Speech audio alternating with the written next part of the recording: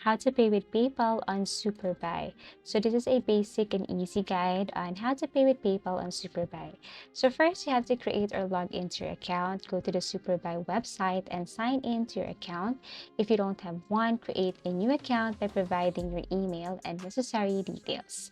Number two, add items to your cart. Browse through the website and add the item you want to purchase to your shopping cart.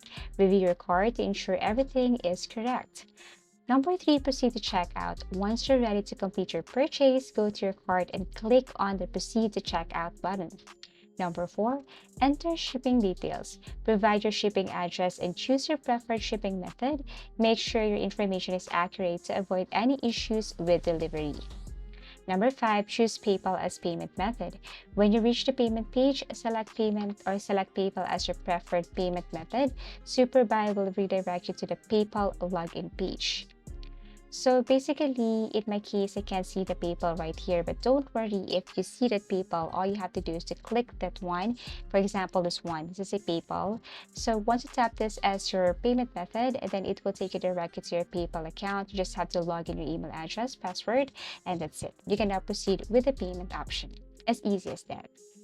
Thank you so much for watching and see you again in our next video tutorials.